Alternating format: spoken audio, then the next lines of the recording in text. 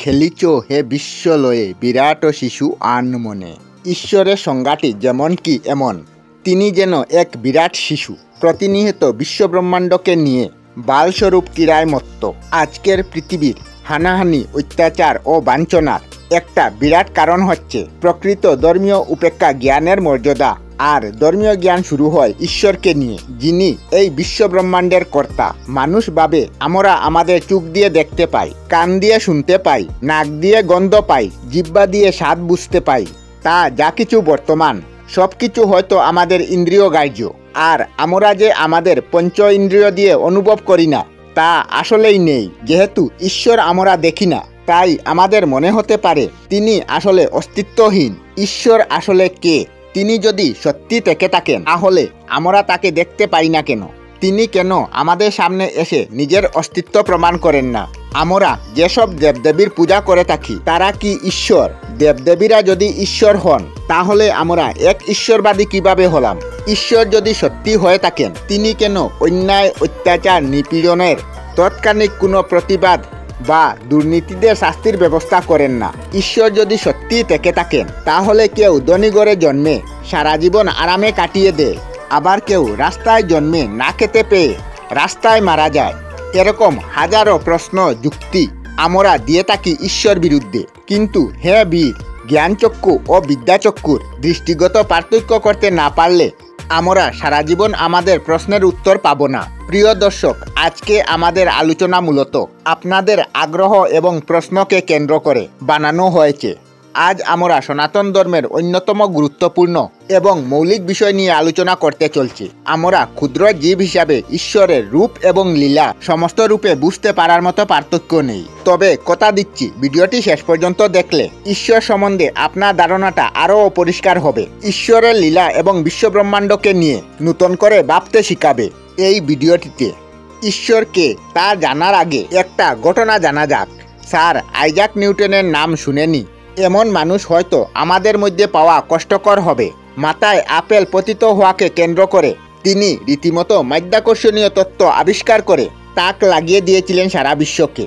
তিনি ছিলেন একাধারে পদার্থবিজ্ঞানী, গণিতবিদ, জ্যোতির্বিজ্ঞানী, প্রাকৃতিক দার্শনিক এবং আলকেমিস্ট। অনেকের মতে এই ইংরাজ বিজ্ঞানী সর্বকালের শ্রেষ্ঠ এবং সবচেয়ে প্রভাবশালী বিজ্ঞানীদের মধ্যে অগ্রকর। তার সম্পর্কে এতক্ষণ যা বললাম, এর বাইরেও তার একটা পরিচয় আছে। তা হলো তিনি একজন প্রবল আস্তিক। বিজ্ঞানীরা এত উচ্চ পর্যায়ের মানুষ হয়েও ঈশ্বরে বিশ্বাস ছিল অটুট।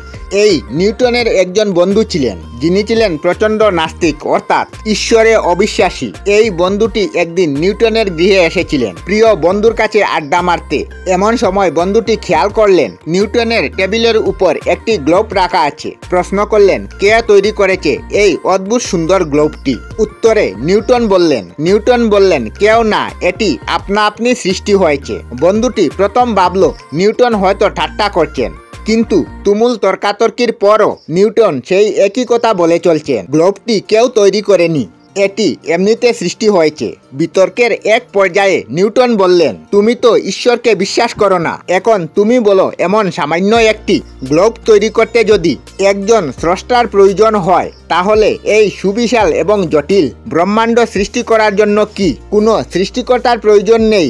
শেষমেশ বন্ধুটি স্বীকার করতে বাধ্য হলো, কেউ একজন মাস্টার মাইন্ড আড়ালে বসে কলকাঠি নাড়ছে। এই পৃথিবীর সমস্ত ঘটনার চরিত্র এবং স্ক্রিপ্ট তারই লেখা। প্রশ্ন করতে পারেন, নিউটন নিশ্চয়ই হিন্দু ধর্মের মানুষ ছিলেন না। ভাষায় যত মত তত পথ। যে মুহূর্তে কেউ মনে করেন তার ধর্মের বাইরে আর কোনো ধর্ম নেই, সেই মুহূর্তে তার নিজের ধর্মের মহিমা গ্লান হয়ে যায়। তো ঈশ্বর বলতে আমরা প্রথমেই তাকেই বুঝি, যিনি আমাদের চর্মচক্ষু, জ্ঞানচক্ষু দ্বারা দৃশ্যমান সমস্ত কিছু সৃষ্টি করেছেন এবং সমস্ত সৃষ্টির ভারসাম্য রক্ষা করে তুলছেন। ঈশ্বর শব্দের মূল ইশ, যার অর্থ দক্ষ, মালিক বা শাসক, এবং দ্বিতীয় অংশটি হলো পর, যার আবিধানিক অর্থ হলো সেরা, চমৎকার বা সুন্দর। অতএব সুগম পদ দ্বারা ঈশ্বর শব্দের অর্থ হলো সেরা বা সুন্দরের শ্রেষ্ঠ। উপনিষদে বলা হয়েছে ঈশ্বর সবকিছুর ঊর্ধ্বে, সবকিছুর বাইরে, সবকিছু পেরিয়ে, তথাপি সবকিছুর আভ্যন্তরে তিনিই বিরাজমান। ঈশ্বর স্বয়ম্ভু, অর্থাৎ তার কোনো পিতা নেই, মাতা নেই, সৃষ্টিকর্তা নেই। সমস্ত সৃষ্টির আদিতে একমাত্র তিনিই ছিলেন এবং তিনি তার নিজ সত্তাতে এই জগৎ সংসার নির্মাণ করেছেন। এক ব্যাপক অর্থে সমগ্র সৃষ্টি ঈশ্বরের এক প্রতিবিম্ব। এখানে ঈশ্বরকে বলা হয় নিরাকার অথবা ঈশ্বরের আকার ধারণ করার মতো দৃষ্টি আমাদের মধ্যে উপস্থিত। যেমন মহাভারতে শ্রীকৃষ্ণ অর্জুনকে বিশ্বরূপ দর্শন দেওয়ার আগে তাকে দিব্য দৃষ্টি প্রদান করেছিলেন। যে ব্যক্তি ঈশ্বরকে জানে, বিভ্রান্ত মুক্ত এবং শয়তানের কুদৃষ্টি থেকে মুক্তি থাকে, সে ঠিকই ঈশ্বরের মতো নির্মল হয়, শয়তানের প্রভাব থেকে মুক্ত থাকে। তাহলে ঈশ্বর হলেন তিনি, যিনি একই সাথে নিরাকার এবং সাকার, যিনি একই সাথে বিশাল এবং ক্ষুদ্র, যিনি নিজেই স্রষ্টা, নিজেই সৃষ্টি, যিনি সর্বক্ষণের আদি কারণ, যিনি একই সাথে সৃষ্টি এবং লয়ের কাণ্ডারী, যিনি রোগ সুখ জরা ব্যাধি জন্ম ও মৃত্যুর ঊর্ধ্বে এবং সর্বভূতে যিনি বর্তমান, তিনি হলেন নিরাকার পরম ব্রহ্ম। এখন প্রশ্ন আসতে পারে, ঈশ্বর অদৃশ্য কেন? স্রষ্টার দৃশ্যমানের কথা আপাতত ভুলে গিয়ে চলুন দেখে আসি স্রষ্টার সৃষ্টিটি কেমন। আমরা যে ছোট্ট গ্রহে বাস করি তার নাম পৃথিবী।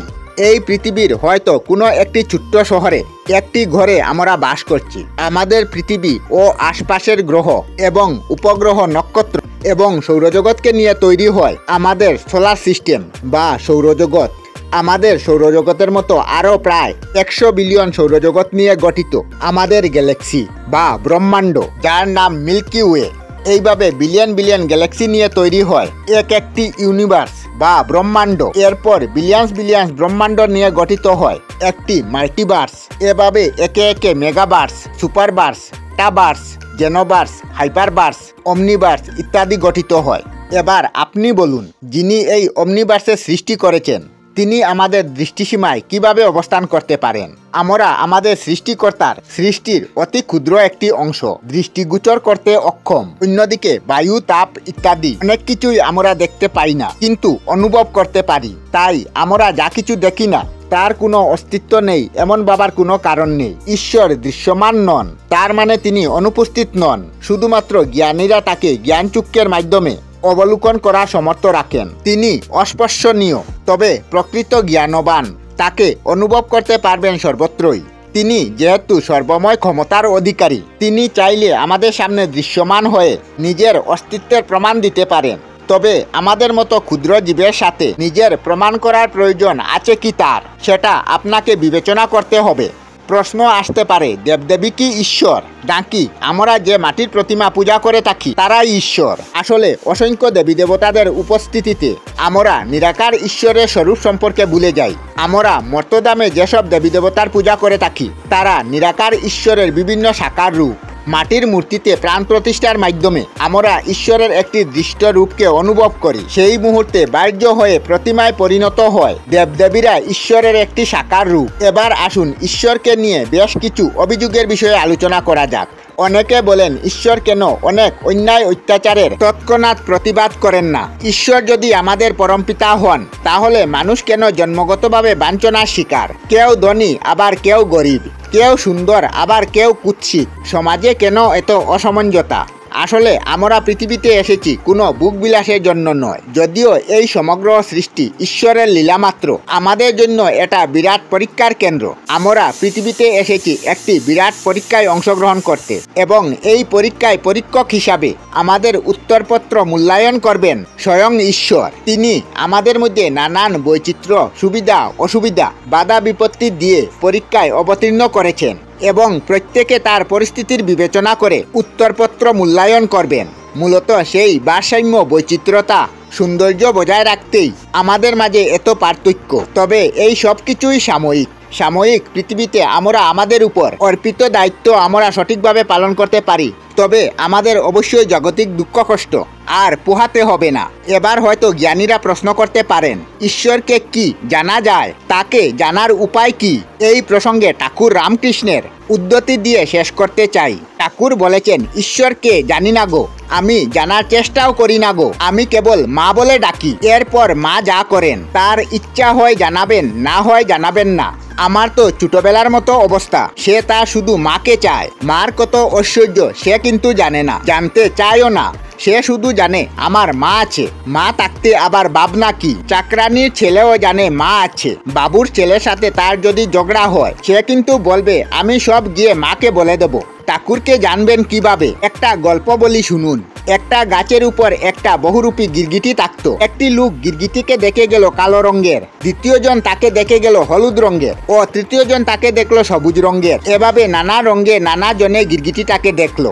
ওই গাছের তলায় একটি লোক বসেছিল। এরাও ঠিক করতে পারলো না গিরগিটিটা ঠিক কোন রঙের। সবাই গাছের তলার লোকটিকে গিরগিটিটার আসল রূপ জিজ্ঞাসা করলো। লোকটা উত্তর দিল, আমি সব সময় গাছের তলায় বসে থাকি। আমি জানি জিনিসটা বহুরূপী, ক্ষণে ক্ষণে শুধু রং বদলায়, আবার মাঝে মাঝে দেখি তার কোনো রঙই নেই। তাই তোমরা যে যা দেখেছো তা ঠিকই দেখেছো। অনেকেই ঈশ্বরে বিশ্বাস করে না। ঈশ্বর যে অবতার ধারণ করে একথা যে বিজ্ঞান শাস্ত্রে লেখা নেই, তাহলে লোকে কেন বিশ্বাস করবে? একটি গল্প বলি শুনো। একজন লোক এসে বলল, অমুক পাড়ায় দেখে এলাম অমুক লোকের বাড়ি হুড়মুড় করে ভেঙে পড়ল। যাকে একথা বলল সে বলল, দাঁড়াও খবরের কাগজ দেখে নেই। কই, খবরের কাগজে তো বাড়ি ভাঙার কথা কোথাও লেখা নেই। তখন সে ওই খবর দেওয়া লোকটিকে বলল, তোমার কথা আমি বিশ্বাস করি না, তুমি মিছা কথা বলছো। যদি অমুক লোকের বাড়ি ভেঙে পড়তো তাহলে নিশ্চয়ই খবরের কাগজে দিত। ওই খবরের কাগজে তো এমন কিছু লেখা নেই, তাহলে তুমি নিশ্চয়ই মিছা কথা বলছো। এবার বলো আপনারা কি মানবেন, বিজ্ঞান নাকি মহাপুরুষের বাণী? বিজ্ঞানে যা নেই তা সব মিথ্যা এমন ভাবার কোনো কারণ নেই। কারণ বিজ্ঞান শাস্ত্রের বাইরে, এই ব্রহ্মাণ্ডের বাইরে অনেক কিছু আছে। বিজ্ঞানে যা নেই বলে এই জগতের বাকি সব মিথ্যা হয়ে যাবে এমনটা হওয়া ঠিক নয়। মানুষকে ঠিক করে নিতে হবে সে মহাপুরুষের কথা বিজ্ঞান শাস্ত্রে না থাকলেও মানবে কি না মানবে। এটা অনেকটা কিছু জিনিস আবিষ্কার করার মতো। আবিষ্কার করার আগে কেউ জানে না, কিন্তু আবিষ্কার হলে সেই সকলে জানতে শুরু করবে। আমরা আমাদের চ্যানেলে সব ধরনের ভিডিও আপলোড করি, যেমন ব্লগ, নিউজ, কুকিং ভিডিও, ধার্মিক আলোচনা ইত্যাদি। যদি আপনারা এই ধরনের ভিডিও দেখতে পছন্দ করেন তাহলে এই চ্যানেলটি নিশ্চয়ই সাবস্ক্রাইব করবেন। আমি আপনাদের সাথে বিদায়ক না, আজকের মতো বিদায় নিলাম। আর ভিডিওটি ভালো লাগে লাইক, শেয়ার ও কমেন্ট করবেন। ভিডিওটি সম্পূর্ণ দেখার জন্য অশেষ ধন্যবাদ।